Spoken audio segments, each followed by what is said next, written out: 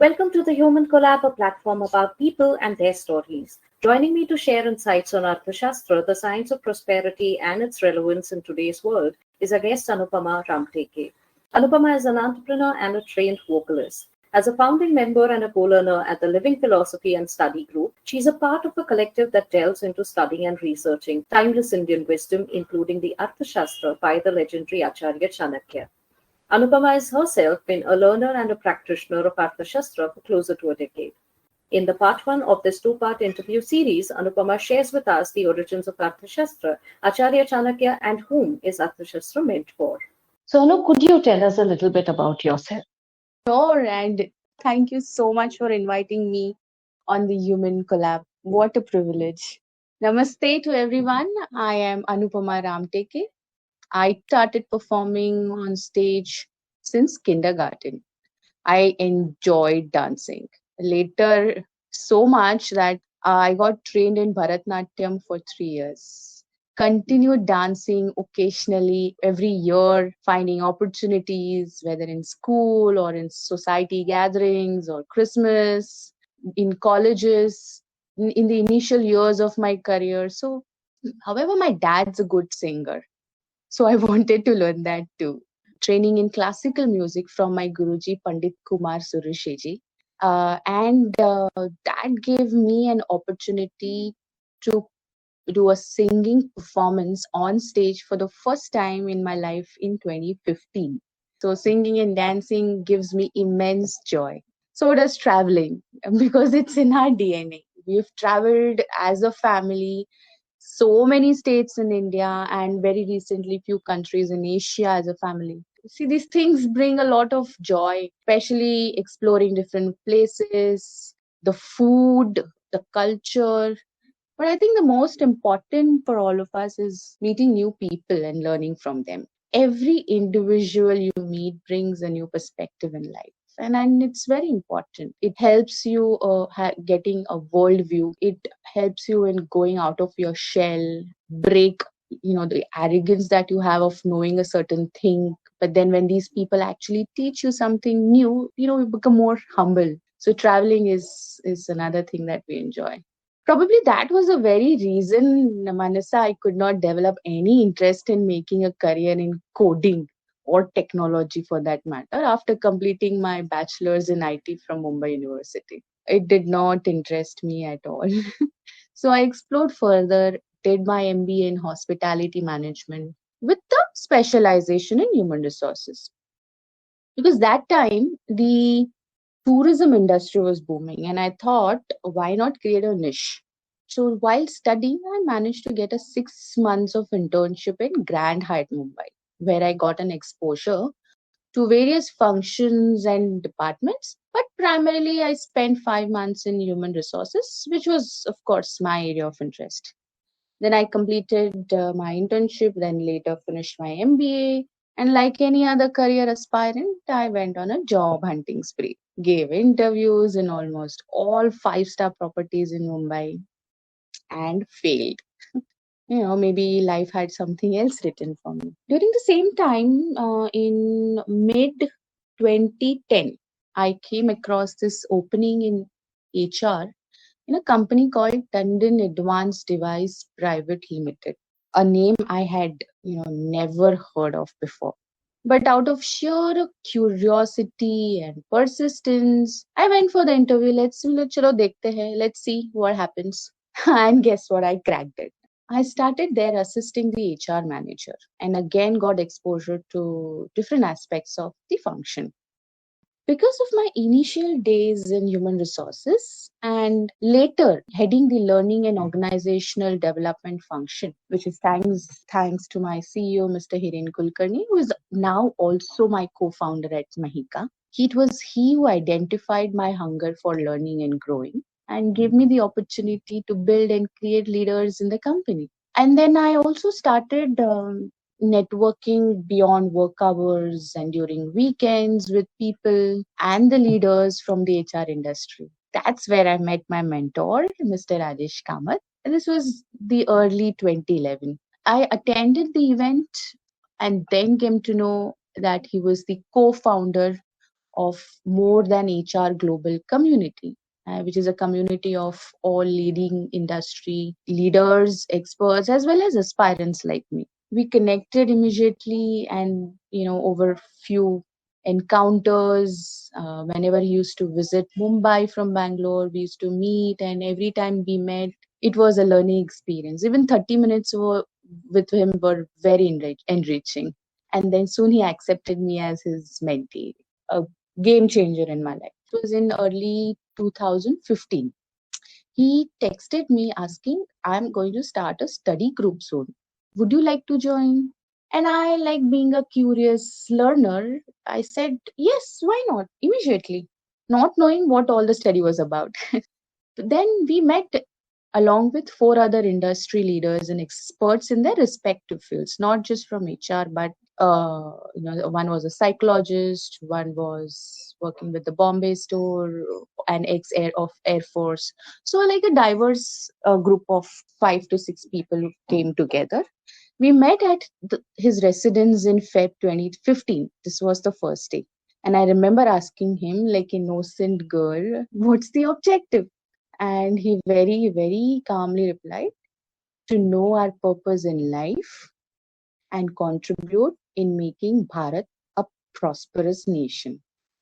As exciting as it sounds, but absolutely clueless what, how, what, when, where, like a lot of things running my mind. But what he said, the statement, sheer statement itself, like knowing our purpose and contributing in making Bharat a prosperous nation. So, and then I again asked, but how? And he's like, by learning Kautilya Arthashastra, which is the science of prosperity. Still clueless what Arthashastra was about, but nevertheless, I was very excited. We all continued the same group to meet every Tuesday in person. We came together, we studied Arthashastra, sutra by sutra, discussing, debating, but most importantly, applying the same in our lives as well as at our respective workplaces. The learning continued, and the group kept growing. New members started adding from different fields, from across age groups. It became so enriching listening to their perspectives, listening to different people, their background, and how they understand it and how they apply it. It was very exciting. It's still exciting. And today, we are a community of almost 250 to 300 co-learners across India and abroad, studying online every Tuesday. And, once a quarter, we do meet in person also, because, that touch is very important. Whoever can meet, all working towards the purpose of Uttishta Bharat in whatever way we can. Using Indian wisdom and the various shastras in it. But the primary book of reference is Kautilya Arthashastra. However, we also study Panchatantra, Niti Shastra, Yoga Shastra, Natya Shastra. In here we are today learning, growing, and spreading the wisdom of Bharat. And that's how I'm here today. Thank you so much for inviting me once again. Looking forward to the rest of the interview. What is Arthashastra? For a layman, let's call it the science of prosperity. We do hear about whether it's mathematics or these days AI science, but nobody talks about science of prosperity. I would say the mother of all sciences. It's nothing but a manual for a model governance and leadership. It has evolved over time. It has been written for as long as 3,000 centuries ago. There were several versions of it. It actually started with Dandaniti, to be very specific. And if you go back, even before Arthashastra were two scripts written. One was Dandaniti, and the second one which followed it was Niti Shastra. Dandaniti itself had around 100,000 chapters, and Niti Shastra was evolved out of it, which had 10,000 chapters in it. And then came Arthashastra. So what is Dandaniti? Again, it's a science of governance, a science of laws, policies, processes, and systems, all written for the king then, to lead an ideal kingdom to chalk out plans and make processes and systems and policies all around the people of his kingdom, and how these shastras help the king in building a prosperous kingdom.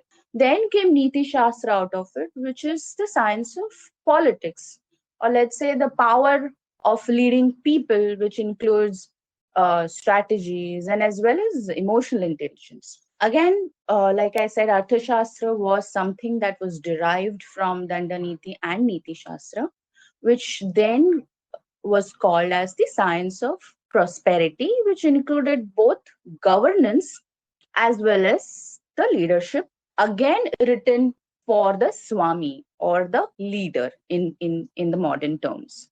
Within Arthashastra also, Manasa, there were several versions. The most modern and the most evolved version, I would say, was written by Kautilya. Kautilya is another name of Acharya Chanakya.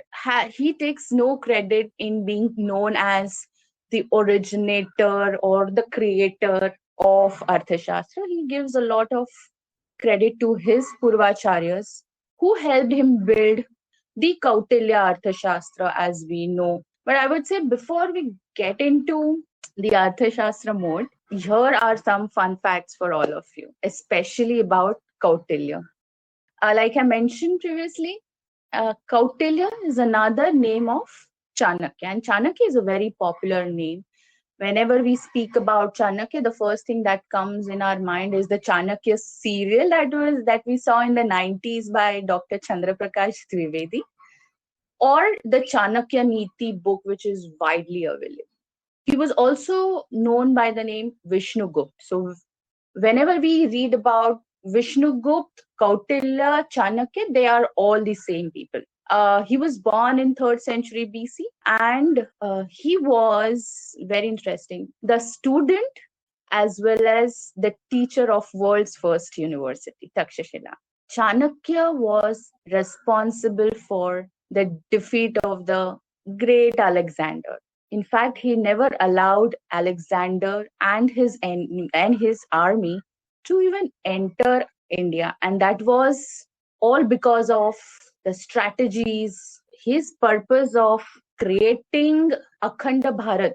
Akhanda Bharat is basically bringing all the states of the country together to fight against the enemy, right? And he had to go through a lot. He had to literally pull down the entire Nanda dynasty, the evil king or the king who was completely conquered by the vices within him and had no interest in creating, forget about bringing the nation together. He was not even interested in building his own kingdom.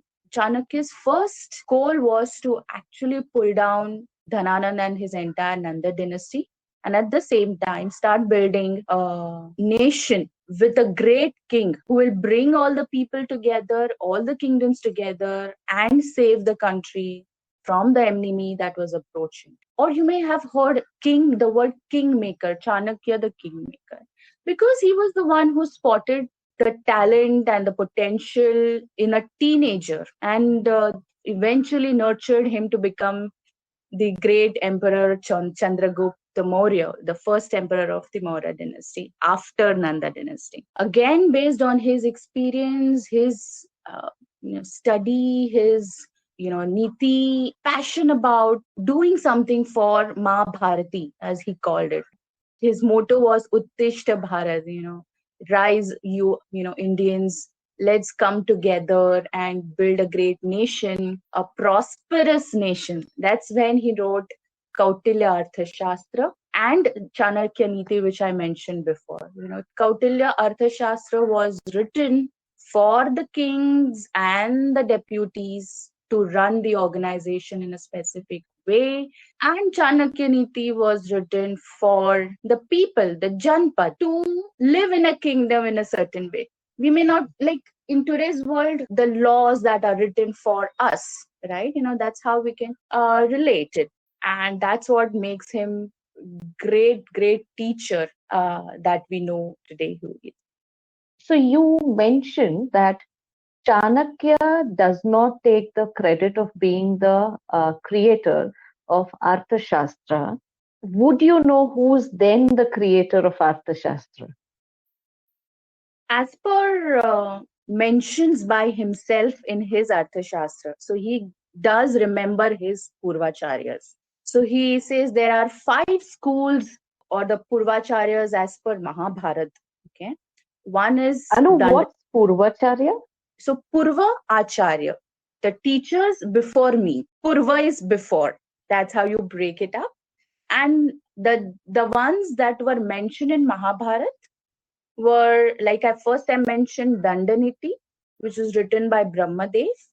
Then there was Vaishalaksha, which was written by Shankar. Then there's Bahudantika, which was written by Indradev. Then there's Brihaspatya, which was written by Brihaspati. And there's Aushanas, which was written by Usna. So these are the things that we find a mention in Mahabharat and also mentioned by Acharya Chanakya in Kautilya with his salutations to his Purvacharyas. And that's how he starts his Kautilya Arthashastra with. That brings me to another question. Why was Chanakya so inclined towards Arthashastra? See, Chanakya was born in a family of teachers. His father himself was a teacher, right? And he was a prodigy.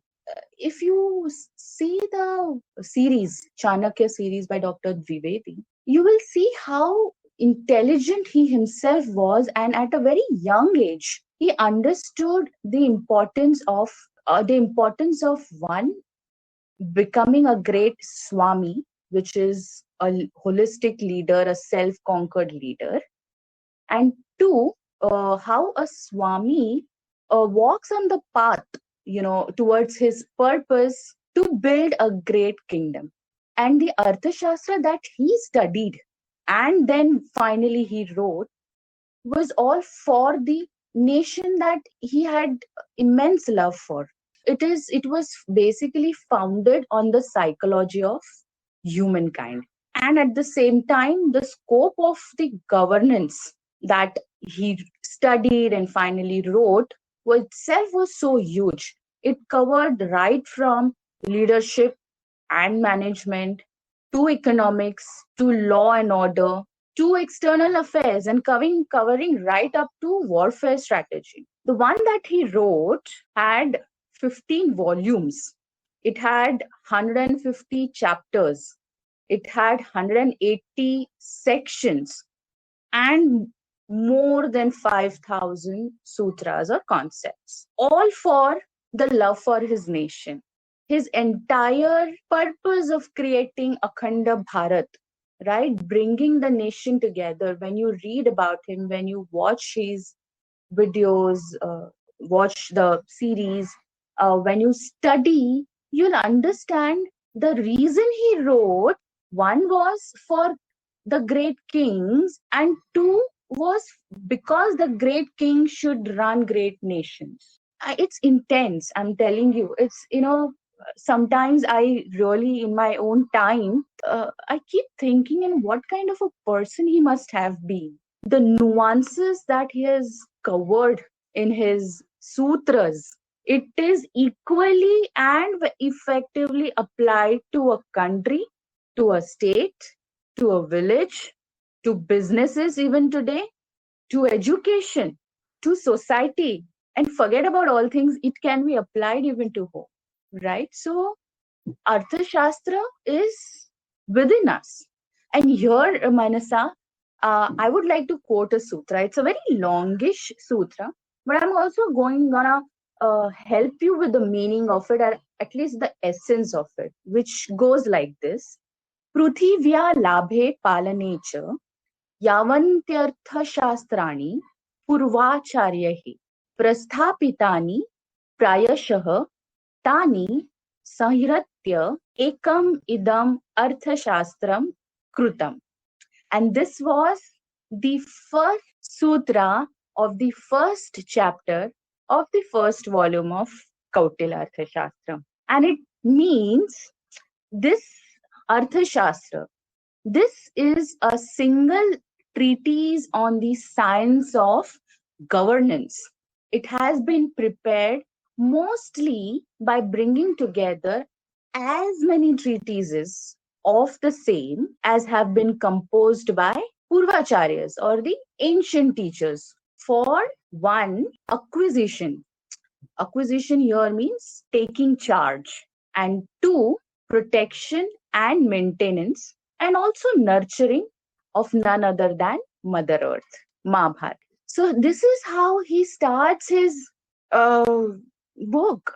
This is how he starts Arthashastra, by giving the purpose of why the science of governance was written and for whom and what is the purpose. All for taking charge, all for the king or the leader who will be taking charge for protecting, maintaining, and nurturing the earth. Earth can also be here alternatively used as all that I mentioned before, which is country, the country's leader, or the state's leader, or the village's sarpanch, or the business's CEO, or the teachers in the education, or the society leader, or the home minister, yeah? Your parents, or you, whoever is taking care of it. You take charge and you nurture and you protect. This is it. And isn't it beautiful, right? Absolutely. You mentioned that the Arthashastra was specifically for the leader. Is the understanding correct? Correct. Okay. Now, does that mean that it was only for the kings or the rulers back then? Or was there a different definition of a leader that we are looking at here? So he referred to leaders as Swami. So one of the things that is the starting point is the dharma.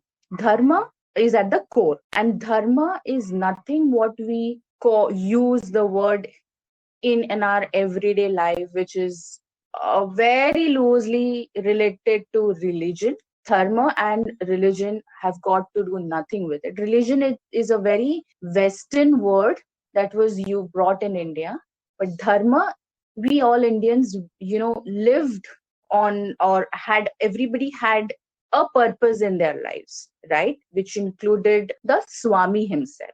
And the one who adheres to the dharma, one who is a holistic and self-conquered leader, is the Swami. Swami is the upholder of the purpose. So it could be the king, it could be all those people I mentioned, it could be you, it could be me. Anybody who has the purpose in life or on the path of finding the purpose, ethically, legally, lawfully, with good intentions, that brings happiness to her and people around, is a Swami. So it was written for the king then, who ruled the kingdom, and it was a reference book. Or this is how a king should lead. And what is the purpose? In those days, it was nothing but seva. The moment we hear about king, we casually start, "Arey wo raja hai, wo aaram se baithega gaddi pe." That's not what the definition of a king was. Let's say it in a very simple terms. Arthashastra is a journey to becoming a Swami from a king. So a king on its path of becoming a Swami needs to study Arthashastra.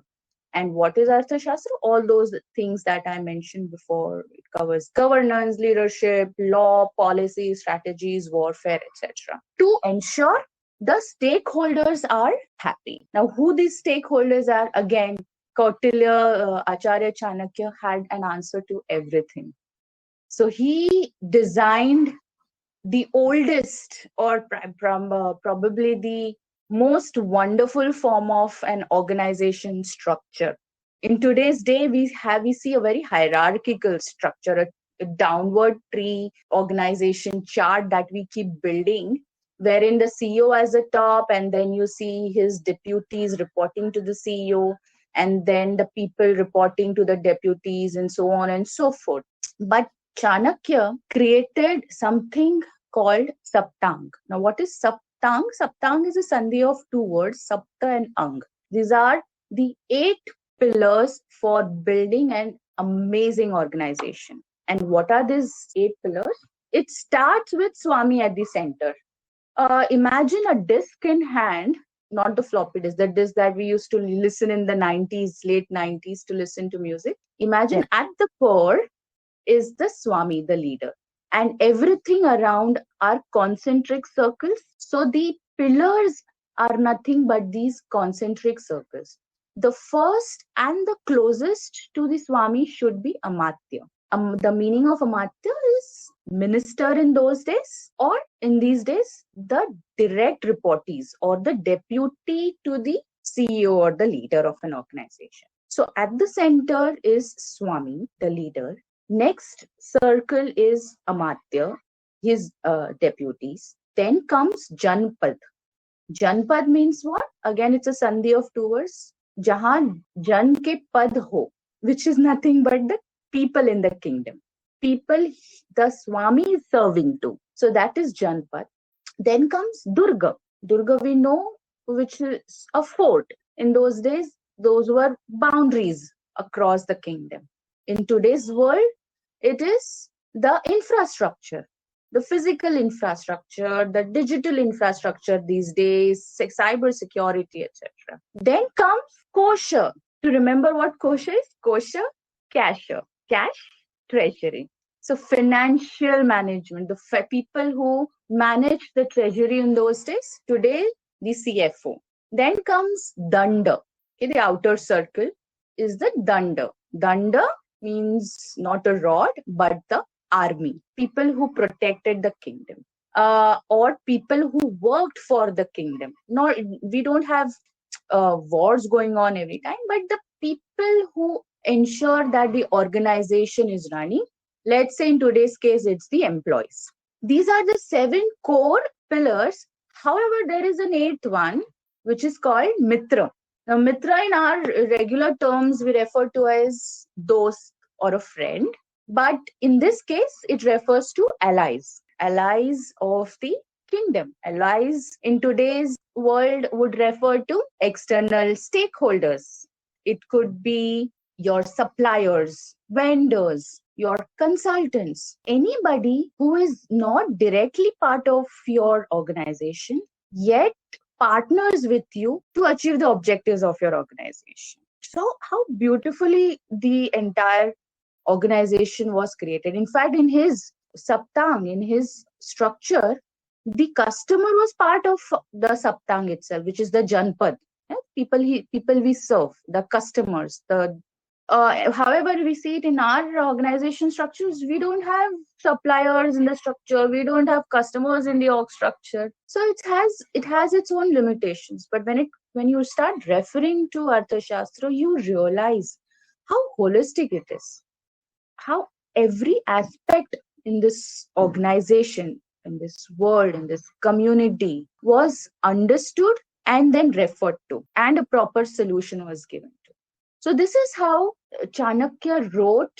These were the basic principles, I would say, on which the Arthashastra was built, starting with dharma and the Swami who upholds the dharma, then the Saptang, which is a Swami who runs the organization on the 8 pillars. For what? At the end of the day, what is the purpose? It is seva. Seva is not directly translating to service, but something that is devotional service. Service beyond service. That comes straight from the heart. It has no other purpose. It is mere logo ko khush rakhna. Yeah. There is a sutra which goes like this. Praja sukhe sukham ragyah. Which means in the happiness of the people lies the happiness of the organization. And in the welfare of the people lies the king's own welfare, the leader's own welfare. See how rightfully it was created. Today, what we think, we have an startup idea. इसमें मैं कितना कमाऊंगी या इसमें मैं कैसे कमाऊंगा, right? The first thing is valuation कितने का है. All these things do matter. Yeah, one of the things, if you see, he has included He has covered everything, right from infrastructure to finance to management to people, defense, everything. But what differentiates a entrepreneur, or what differentiates from a mediocre leader with a great leader, is to understand that praja ke hiत में मेरा हित है. The purpose with which you are starting a business, the purpose with which you are running a business or an organization, that comes first. Your clients should be happy. All these things lead to what we say is samasta janakalyan nirantaram. Yeah? Keeping the saptang in mind, the seva in mind, the dharma in mind, samasta janakalyan nirantaram is highest good for maximum number of people for the longest period of time. The day today's leaders understand this, is the day we will become a great nation, the day we will become great leaders. Yeah? So praja sukhe sukham ragya, samasta jana kalyan nirantaram. All you see how there is so much of seva bhav in it, so much of devotion for the people. It all boils down to say that king can never be at ease. The moment you decide to become a leader, even if whether it's the prime minister or the president of a country, or a social worker devoted to something, even people at home taking care of their household chores, the day you decide that I want to become a swami is the day you forget about your own sukh, because your own sukh will only come after your purpose is fulfilled, that is, your people are happy. I can just go on and on, Manasa, but this is the essence of Arthashastra, and the day it reaches the common people it's something that it will really bring happiness to me and my community of learners. This brings us to the end of part 1 of Arthashastra, the science of prosperity and its relevance in today's world, with Anupama. Whether you're a king, a CEO, a social worker, or a homemaker, the principles of Arthashastra can guide you on your journey to becoming a Swami, a self-conquered holistic leader. By adhering to these principles, you can ensure not only your own happiness, but also the happiness of those you serve. Stay tuned for part 2, where we will delve deeper into the nuances of this ancient wisdom and explore its relevance in contemporary times. If you found this podcast impactful, we encourage you to subscribe to the Human Collab, leave us a comment, and share this episode with your friends and family. We are eager to hear your learnings. You can also connect with us on Instagram. Together, let's continue to cultivate hope, exchange stories, and foster a community where strength and compassion thrive.